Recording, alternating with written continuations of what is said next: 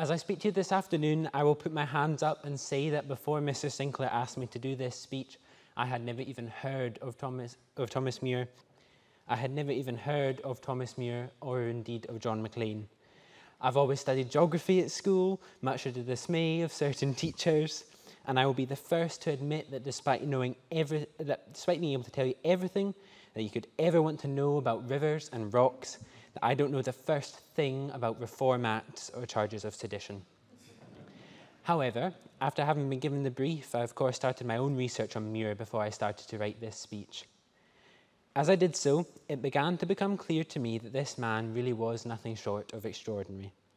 Born in August 1765 into a working-class family above his father's greengrocers, he was an unsuspecting candidate for a life as remarkable as the one awaiting him. Something of a genius, Muir matriculated at the University of Glasgow in 1777, aged just 12, to study divinity, with an idea to become a minister. He graduated with his master's degree in 1782, aged 17, roughly the same age that I am now.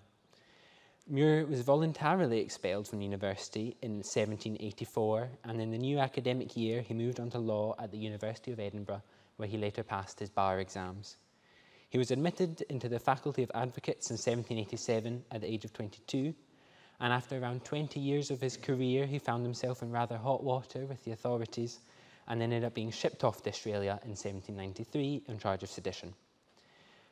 But now, you may ask yourself, John, if you've never heard of Thomas Muir before this, why would you bother to give this speech? And the question stands, why should I care about this man who was around over 250 years before I was ever even born? But what I want to talk to you about today is why I feel that young people in the 21st century should care about Muir, and how more parallels can be drawn between us than you might at first expect. As a political reformist, Muir fought for what he believed in, and he put his neck on the line for those beliefs. During his days of law, he worked especially hard in the name of universal suffrage and the expansion of the voting franchise. He promoted democratic ideas, which at the time could have been seen as quite shocking, and as a result has since been dubbed the father of Scottish democracy. These days, there are talks around the issue of whether teenagers, perhaps even younger than I am, should be given the right to vote. If it hadn't been for Muir's efforts in laying the foundations of fair voting rights, how long would these discussions have been delayed for? Similarities can here be seen between Muir and the young people of today. Many of us are like Muir in that we are not afraid to fight for what we believe in. Many of us are like Muir in that we simply want everyone to be treated just like everyone else. Many of us are like Muir in that we simply want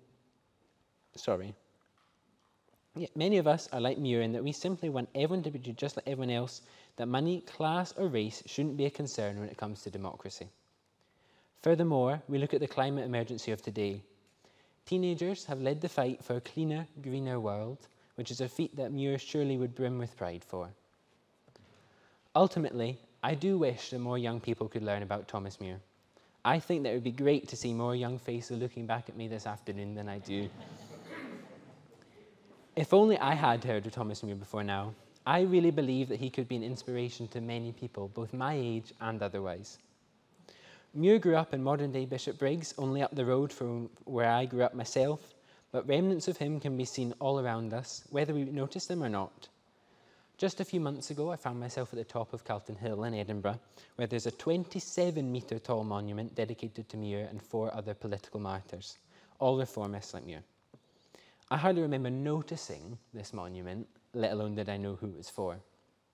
And although he may be long gone, I really think that youngsters should look all the way back to Muir with a fondness and an appreciation for the path that he laid down for us. They should listen to him and they should celebrate when they hear his own words. I have dedicated myself to the cause of the people. It is a good cause. It shall ultimately prevail. It shall finally triumph. Thank you.